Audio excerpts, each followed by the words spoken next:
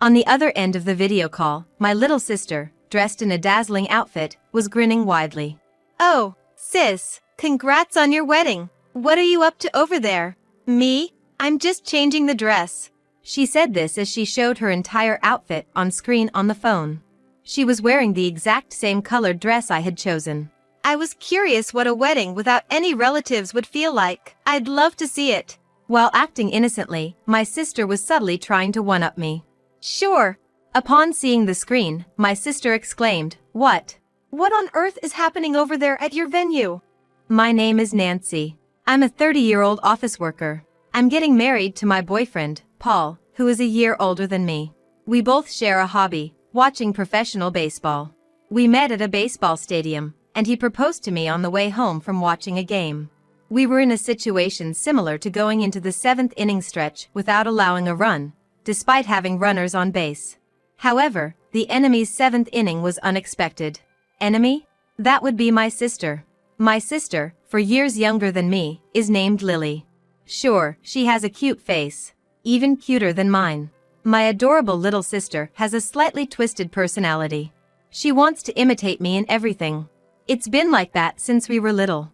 Be it in school club activities, clothing, hairstyles, Lily copied everything about me. Thanks to her pretty face, whatever she does looks better than when I do it, and I end up being treated as a lesser copy, which makes me feel miserable. And what's more, she always behaves as if she made the choices before me. Even when I complained to our parents, they always sided with Lily, one way or another. Our relationship as sisters isn't bad, but there have been plenty of times when I've felt the greatest hate springs from the greatest love. But when she mimicked me even in the matter of getting married, I was truly taken aback. After introducing each other to our parents, going through the engagement process, Paul and I finally started preparing for our wedding.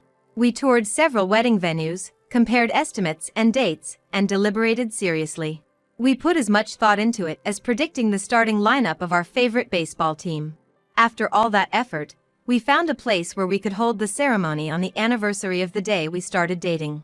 It's destiny. Let's have the ceremony here.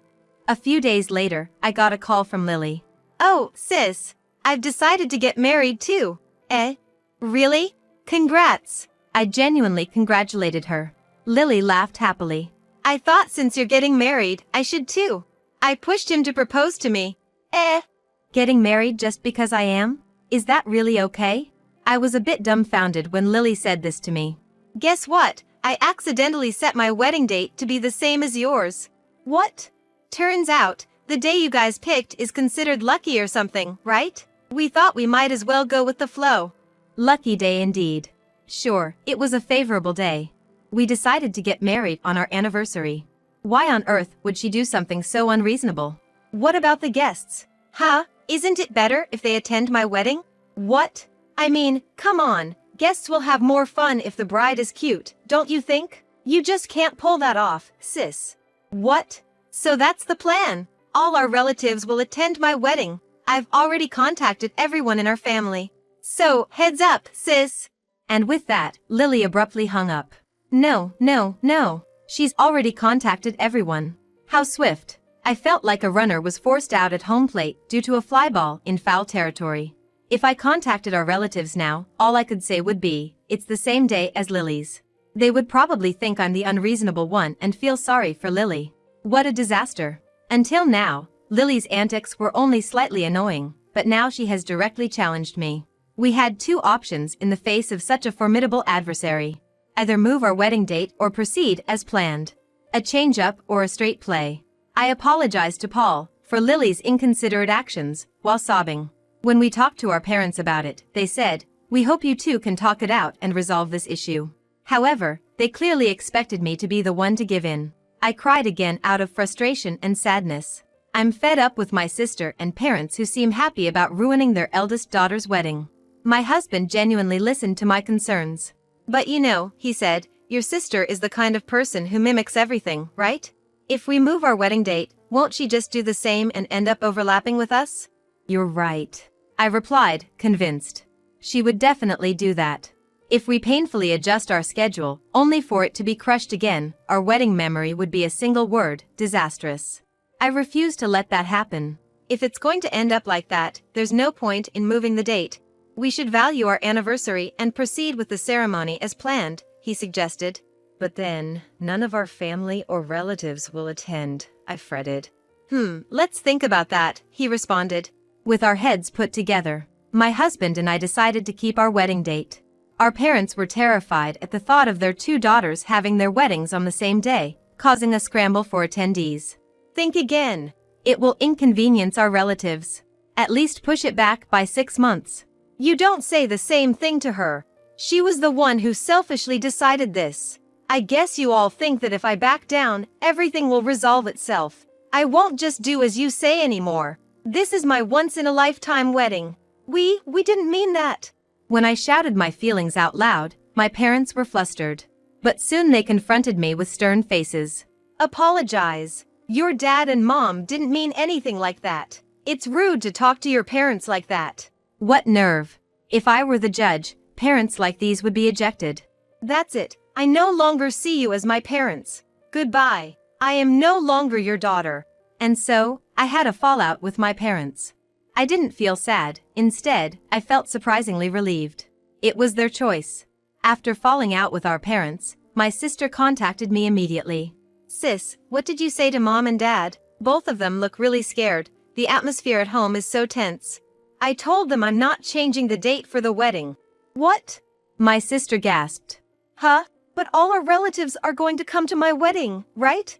Including dad and mom, are you okay with that? I'm fine. Do as you please. I've cut ties with my parents, so I don't care about the relatives either. Oh wow, really? Then let's both have fabulous weddings. I think my sister's audacity is amazing. She's the type to pretend she's hurt even if she wasn't hit by a dead ball. The only reason we've been getting along as sisters so far was because I've been putting up with her. I've been silently enduring, just to keep our family together. Perhaps that fueled my sister's audacity. By the way, sis, what kind of invitations did you choose? What pattern? What color? Are the addresses handwritten or printed? I haven't decided yet.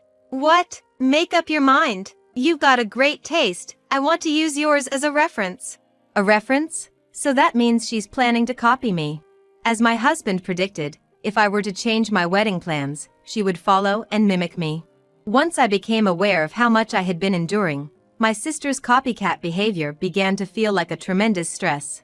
But wait, this might be an opportunity. An opportunity to stop unnecessary endurance. An opportunity to give a piece of my mind to my annoying sister and my insensitive parents. I have a few options in mind. Oh, wait, I'll send you some pictures. I decided to be unexpectedly kind to my sister. My sister, oblivious to my intentions, rejoiced with a purr of delight. Wow, I'm so happy. I knew I could count on you, sis, she exclaimed. If she wanted to rely on me, then so be it. Even I am capable of pulling off a trick play. After that, I lost all contact with our parents. We cut ties, after all. But I still keep in touch with my sister. As expected, she chose the same invitation I did and politely sent one to me as well. Then, she started fishing for information. So, about your wedding. I have been properly responding to her. As the wedding approaches, our frequency of contact has increased. What color is the dress? What kind of fresh flowers? What is the ratio of men to women on the venue staff? I am increasingly irritated by my sister, who asks me about everything. With a text that read, "I've chosen this dress. It looks good on me, doesn't it?" She sent me a picture of herself wearing the exact same dress I chose. If she wanted to mimic me that much, then let her. I made a phone call to my sister for the first time since the day she informed me of her wedding date. Hello? So, I've changed the menu for the wedding a bit. What? She was surprised. Why? What did you change it to? I upgraded the meat dish and asked for a better drink course. I also asked them to add one more appetizer.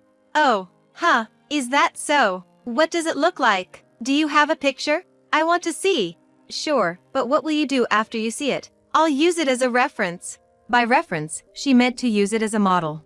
Using it as a model means doing the same thing. If you want to see a picture, I'll send it, but make sure you discuss it well with your husband. Changing the menu can significantly affect the wedding expenses. You said you couldn't afford any more expenses last time. I know that, but if you guys can do it, then of course we can do it too. That's what you think. It would be nice if you could. My sister urged me to send the pictures immediately and hung up. I let out a huge sigh. Watching me, my worried husband said, "Why don't you stop contacting your sister? It's stressful, isn't it?" "Yes, it's stressful, but I can't stop now. I've decided to teach her a lesson. If I back down now, I'll end up going down the same path as before. I can't stand that." "It's okay. I won't stop. This is a battle between sisters who share the same blood." "What? I'm going to win this fight." This is the WBC for my sister and me. Not the World Baseball Classic, but the Women's Bridal Classic, you knucklehead.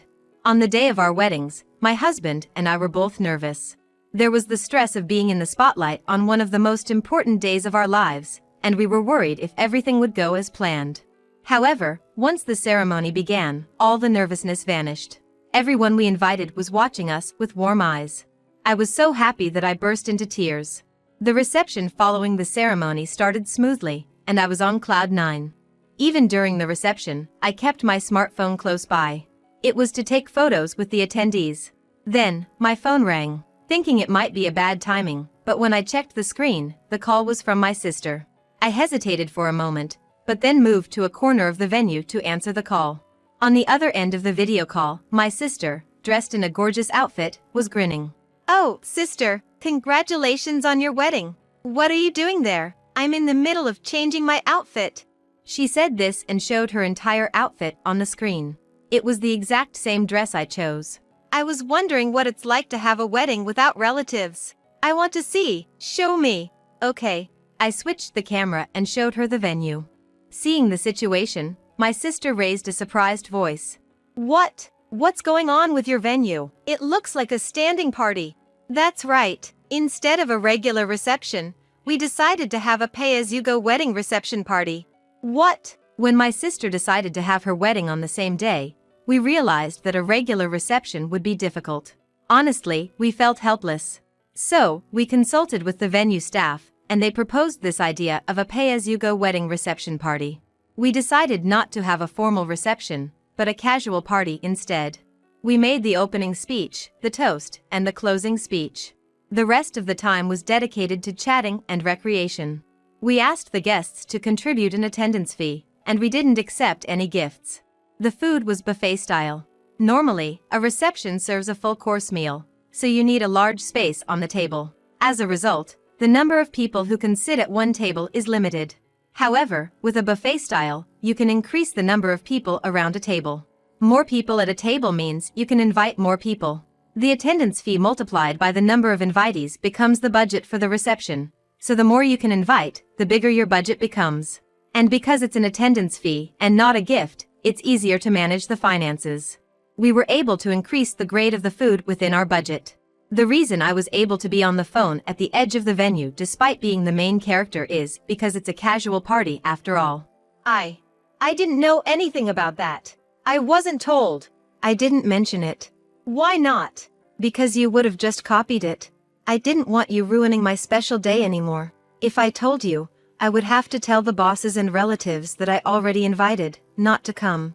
On the other end of the phone, my sister's mouth was hanging open, her face looking a bit pale. "That dress looks good on you. It's the one I chose." "Eh? Yeah. Eh? But you're going to wear it too, right? You said you were going to change outfits." "I've already worn it for the photo shoot, so I won't be wearing it today. We're changing into the team's uniform for the rest of the ceremony." "What?" "We've invited our fellow baseball fans. We're really looking forward to having a blast." But, that's nothing like my wedding." "It might not be. Well, let's both have a wonderful day. Bye." With a full-hearted smile, I waved to my sister. I felt refreshed. It felt like I had finally settled a grueling match. I returned to the circle of guests with a bright mood. Later, I sent a postcard announcing my marriage to relatives. According to a relative who called to congratulate me, my parents avoided talking about me as much as possible on the day of the wedding. When asked if we had a fight, they replied, "She is no longer our child." Wow. So, I'm no longer their child. Just what I wished for. I don't need parents who take my sacrifices and patience for granted. I'll leave them behind. My sister was emotionally unstable in the latter half of the wedding. Up until then, she was over the moon as the star of the show. But that changed as soon as she came back from changing her outfit. She was restless and couldn't calm down. She was nervously attentive to the staff's movements and the flow of the reception. She even asked if they could change the dishes from that point on, or if there was anything that could be cancelled. How unreasonable. The venue staff must have had a hard time. As long as she was copying me, she could escape responsibility by saying I did the same as my sister, if there was any flaw. But this time, on the big stage of the wedding reception, she couldn't use that excuse. Because my sisters and my weddings were completely different. The responsibility for ignoring the budget and demanding upgrades to the food and changes to the outfits all fell on my sister. She probably started looking for a realistic line in a panic, but it was a little too late. According to the relative who told me the story, the food was very wonderful. Because they changed the usual menu to mimic the food at my wedding party, it was a special menu. On top of that, they upgraded the food, so the cost of the meal alone must have been hefty. Changing outfits also incurs costs for the dress and makeup. I wonder how much the total payment was.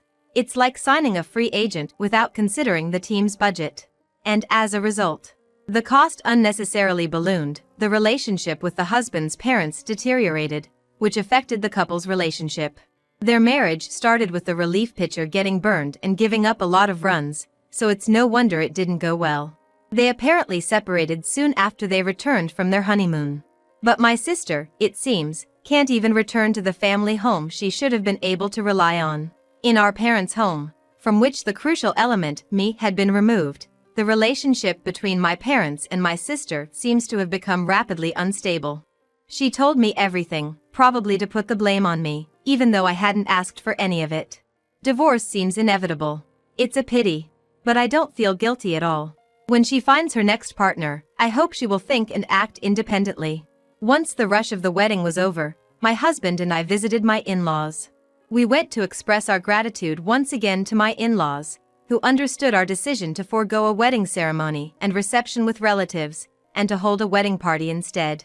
To our surprise, my in-laws had prepared a luxurious cake for us as a surprise. The room was beautifully decorated and there were pretty flowers everywhere. They warmly welcomed us, congratulating us on completing the party. Despite not being able to see their son in his tuxedo because of my circumstances, they were incredibly kind to me. I was so grateful and moved that I burst into tears. In front of my in-laws, who were holding up their cameras, my husband and I cut into the cake together. Wedding cake cutting. Despite losing heavily to the opponent's lucky 7th inning, we managed to hit a grand slam and pull off a spectacular comeback.